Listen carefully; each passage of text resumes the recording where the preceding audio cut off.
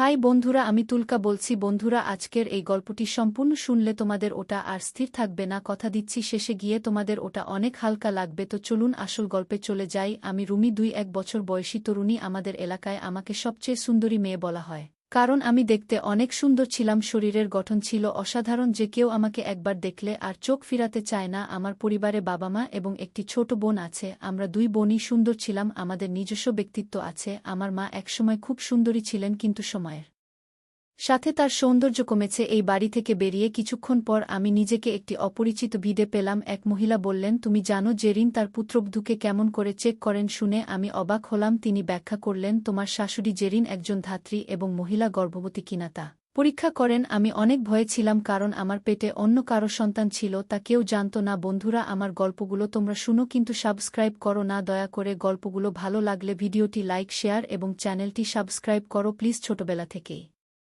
আমার পড়ালেখার শখ ছিল।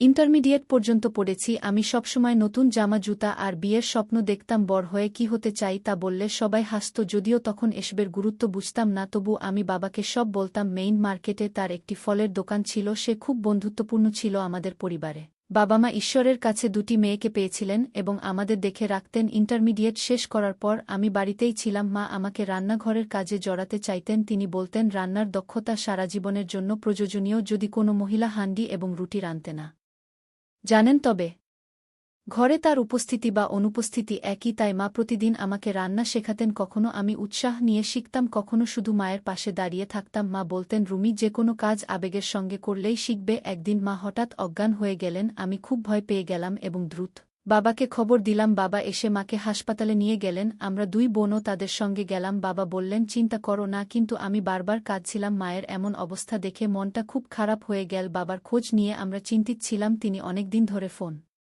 করেননি। একদিন আমি বাবাকে ফোন করলে তা বন্ধ পাই। দোকানে ফোন করে জানতে পারলাম সুনীল সেখানে কাজ করছে। বাবাকে অনেকদিন দেখেনি। সুনীল বাবাকে খুব পছন্দ করতেন। আমি তাকে জিজ্ঞেস করলাম, বাবার কোনো খবর আছে? তিনি বললেন, না চাচা, এখনও আসেননি, বোঝার চেষ্টা করব, তুমি দুশ্চিন্তা করো না। কিন্তু আমার উদ্যোগ বাড়ছিল। প্রায় 5 ঘন্টা পর বাবা মা বাড়ি ফিরলেন। আমি মাকে দেখে জড়িয়ে ধরে কাঁদতে লাগলাম। বাবা বললেন, মাকে ঠিকমতো বসতে দাও। আমি মাকে সোফায় বসালাম। মা খুব ক্লান্ত ছিল। জানতে পারলাম মায়ের রক্তশূন্যতা ও উচ্চ রক্তচাপ ছিল। ডাক্তার তাকে ড্রিপ দিয়ে সুস্থ করেছেন। মা চা চাইলেন, কিন্তু আমি তাকে 2টো ডিম সেদ্ধ করে দিলাম। আমি মাকে বললাম, তুমি নাও সব, আমি দেখছি। এরপর ডাল ভাত রান্না করলাম। বোন আমাকে সাহায্য করল। কিছুদিনের মধ্যেই মায়ের স্বাস্থ্যের উন্নতি হলো। একদিন মা বললেন, তুমি অনেক বড় হয়েছ।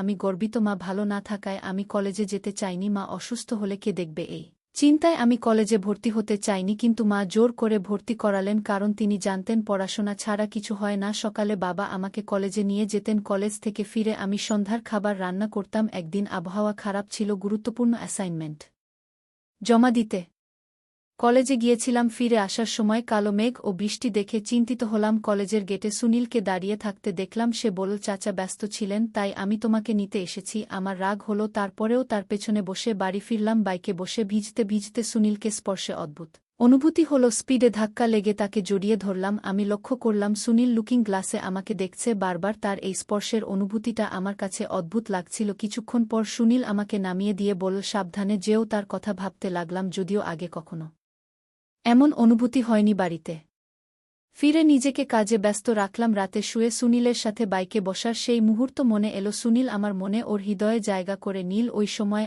আমার মনে নানা অনুভূতি আসতে শুরু করল। আমি চিন্তিত হয়ে উঠে বসলাম, জানি না কেন, কিন্তু সুনীলের কথা ভেবে ভালো লাগছিল। বাবা ব্যস্ত থাকলে সুনীল আমাকে নিয়ে যেত। সুনীল চুপচাপ থাকত, শুধু চোখে চোখ রেখে কথা বলতাম। ধীরে ধীরে আমাদের বন্ধুত্ব গড়ে উঠল।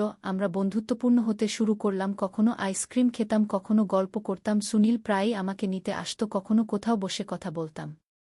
একদিন পার্কে বসেছিলাম, পুলিশ এসে সবাইকে সরিয়ে দিল। তখন ঠিক করলাম আর কখনো এভাবে বসব না। সুনীলকে সেটা জানালাম, কিন্তু মন থেকে তাকে ভুলতে পারলাম না। একদিন সুনীল প্রস্তাব দিল, চল কাল আমার বন্ধুর বাসায় যাই। ওর মা শহরের বাইরে, আমরা একটু সময় কাটাবো। আমি রাজি হলাম। মাকে বললাম কলেজে শো আছে, তাই তৈরি হচ্ছি। মাকে চুরি করে বললাম। মা সম্মতি দিলেন। একটু লজ্জা লাগলেও প্রেম আর যুদ্ধে অনেক কিছুই হয়। রিক্সা নিয়ে বের হলাম, কিন্তু কলেজের বদলে অন্য পথে চললাম। কিছুক্ষণ পর সুনীল এসে ওর বন্ধুর বাসায় গেলাম। সেখানে ছোট একটা ঘর ছিল। বুঝতে পারলাম এখানে আসা ভুল ছিল। আমার হৃদস্পন্দন এত জোরে ছিল যে কিছুই বুঝতে পারছিলাম না সুনীল আমার হাত ধরে কথোপকথন শুরু করল এবং আমরা একে অপরের কাছাকাছি চলে এলাম। আমরা আবেগে ভেসে গেলাম। পরে সুনীল লজ্জিত হয়ে বল, মাফ করে দাও, আমি এটা চাইনি। আমিও কিছু বলতে পারলাম না, কারণ এতে আমারও সমান দোষ ছিল। আমি তাকে থামানোর চেষ্টা করিনি।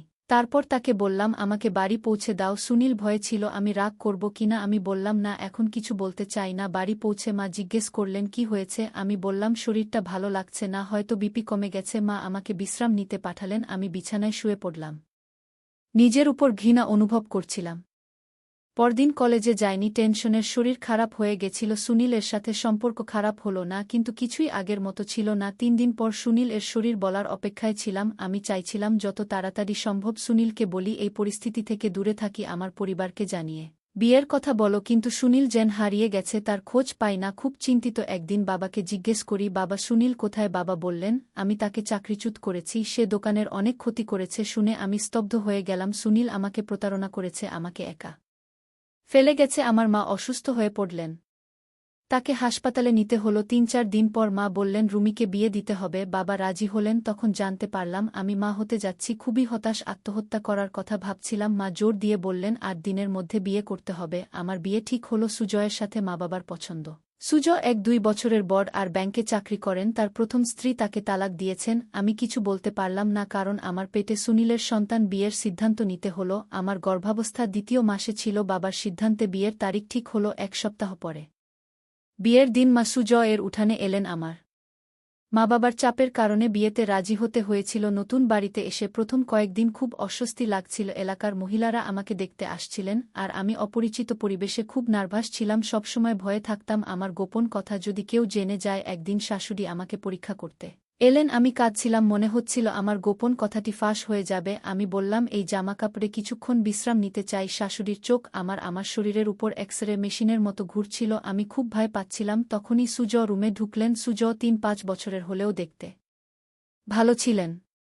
সুনীলের প্রতারণার পর আমি নিজেকে বলেছিলাম সুজয়কে বিশ্বাসঘাতকতা করব না। সুজয় যখন আমাকে আন্টি পড়ালেন, আমি নিজেকে তার প্রতি অনুগত হওয়ার প্রতিশ্রুতি দিলাম। পরদিন সকালে শাশুড়ির আশীর্বাদ নিতে গেলাম। তিনি কিছুক্ষণ চুপ করে থাকলেন, তারপর বসতে বললেন। তার মনোভাব বুঝতে পারছিলাম না। আমি মনে মনে ভাবছিলাম, আমি কি এই নতুন জীবনে সুখী হতে পারব? আমি বুঝতে পারছিলাম না কি করব। সকালে উঠে আমি রুমে চলে আসলাম। সুজয় তখনও ঘুমাচ্ছিল। মনে হলো আজ মুখ দেখানোর রীতি ছিল, যেটা আমি গতকাল করতে পারিনি। সুজয় খুব সুন্দর এবং নরম স্বভাবের মানুষ। আমি নিজেকে দোষারোপ করছিলাম, কেন সুনীলের সাথে সম্পর্ক করেছিলাম। সুজয় কিছু জানত না, তাই স্বস্তি রাতে সুজয় আমাকে রাতের খাবারের জন্য ডেকেছিলেন, কিন্তু আমি চুপ করে রইলাম। পরে 3 কাপ চা বানিয়ে সুজয় এর রুমে নিয়ে গেলাম। কিছুক্ষণ পরে আমার শাশুড়ি এসে বললেন, রুমি, আমার 3-0 বছরের অভিজ্ঞতা আছে, আমি বুঝতে পেরেছি তুমি গর্ভবতী। আমি হতভম্ব হয়ে গেলাম। শাশুড়ি বললেন, সুজয় কখনো বাবা হতে পারবে না, তার প্রথম স্ত্রীও তাকে এই কারণেই ছেলে গেছে। তোমার মা সুজয় এর কথা জেনে এই সম্পর্ক মেনে নিয়েছেন। তুমি সুজয়কে সব কথা বলে দাও, না হলে সে জানতে পারলে খুব রেগে যাবে। আমি চুপ করে রইলাম, মাথা নিচু করে রুমে ফিরে এলাম। বুঝতে পারছিলাম না কিভাবে সুজয়কে সব বলবো। সারারাত এভাবে কাটালাম। সুজয় ঘুম থেকে উঠে আমাকে এভাবে বসে থাকতে দেখে বললেন, রুমি, তোমার কি হয়েছে? এভাবে আছো কেন? আমি আবেগে তাকে সব সত্যি বললাম। সুজয়, আমি ভুল করেছি। আবেগের বশে আমি সুনীলের প্রেমে পড়েছিলাম এবং তাকে বিয়ে করতে চেয়েছিলাম, কিন্তু সে আমাকে প্রতারণা করেছে। তোমার কাছে ক্ষমা চাইছি। তুমি যদি ক্ষমা করতে না পারো, তোমার যে সিদ্ধান্তই নাও মেনে নেব। সুজয় চুপ হয়ে গেল এবং কিছু না বলে বাইরে চলে গেল। আমি কান্নায় ভেঙে পড়লাম। পরে ব্যাগ গুছিয়ে আম্মুর বাসায় চলে গেলাম। মা বললেন, আমি জানতাম সবকিছু, তাই তোমার বিয়ে তাড়াতাড়ি করেছিলাম। সুজয় এর মা ও আমি এ বিষয়ে আগে থেকেই জানতাম। মা আরও বললেন, সুজয় কখনো বাবা হতে পারবে না, তাই আমরা ভেবেছিলাম তোমার সন্তানকে দত্তক নেবে। আমি জানতাম সুজয় তোমার জন্য ভালো পছন্দ। আমি নির্বাক হয়ে গেলাম। মা আমাকে লজ্জিত করে চলে গেলেন। আমি কান্নায় ভেঙে পড়লাম। মনে হলো সারা পৃথিবী অন্ধকার হয়ে গেছে। সুনীল আমাকে প্রতারণা করেছে। আমি নিজেকে দোষারোপ করলাম। এখন শুধু আমার শাশুড়ি ও মা জানেন সুজয় এই সত্যটা জানে। এরপর সবাই জানতে পাবে। আমি জানি এই পৃথিবী আমাকে বাঁচতে দেবে না। সারাদিন কাঁদতে কাঁদতে রুমে শুয়েছিলাম, কেন জানি না। সুজয় এর অপেক্ষায় ছিলাম, কিন্তু সে আসেনি। পরের দিনও কেটে গেল এভাবেই। 3য় দিনে সুজয় এলো। ওকে দেখে মনে হলো যেন প্রাণ ফিরে পেলাম। সুজয় জিজ্ঞেস করল, কেমন আছো? আমি বললাম, ভালো নেই। আমি তোমার এবং আমার পরিবারের সাথে বিশ্বাসঘাতকতা করেছি। বেঁচে থাকার অধিকার আমার নেই। সুজয় বলল, তুমি যা করেছ তা ভুল ছিল, তবে আমি তোমাকে ভালোবাসি। আমি চাই তুমি আমার সাথে থাকো। সে আমার হাত ধরে আমাকে বাড়ি নিয়ে গেল। তারপর থেকে জীবনের রুটিন বদলে গেল। শুরুতে মনে হতো আমি সুজয়ের সাথে আমার পরিবারকে প্রতারণা করেছি, তবে যখন রাহুলের দিকে তাকাতাম মন শান্ত হয়ে যেত। সে সন্তানের জন্য সবকিছু প্রস্তুত করছিল। আমি বিস্মিত হয়েছিলাম কিন্তু খুশিও হয়েছিলাম। আমার শাশুড়ি বলেছিলেন, তুমি দুর্বল, 7ম মাসেই সন্তানের জন্ম হবে। তারপর এক রাতে সুজয় এর কোলে একটি সুস্থ সন্তান জন্ম নিল। আমার কপালে চুমু খেয়েছিল। তখনও আমি অজ্ঞান ছিলাম, তাই আবার ঘুমিয়ে পড়লাম। যখন চোখ খুললাম সুজয় আমার কাছে এলো। আমি তার হাত ধরলাম এবং বললাম, সুজয়, বিয়ের 7 মাস হলো, কিন্তু তুমি কখনো বাচ্চার বাবার কথা জানতে চাওনি কেন? সুজয় বলল, আজকের পর থেকে কখনো এটা বলো না। এই ছেলে আমাদের, তুমি আর আমি, এটা আমাদের সন্তান। আমরা নতুন জীবন শুরু করব যেখানে সবকিছু ভালো হবে এবং আমরা একে অপরকে ভালোবাসু। গল্পটা কেমন লাগলো জানাতে ভুলবে না। আরও মজার মজার রোমান্টিক গল্প শুনতে চাইলে ভিডিওটি লাইক, শেয়ার এবং চ্যানেলটি সাবস্ক্রাইব করতে এবং বেল আইকনটি টিপতে ভুলবে না। ধন্যবাদ।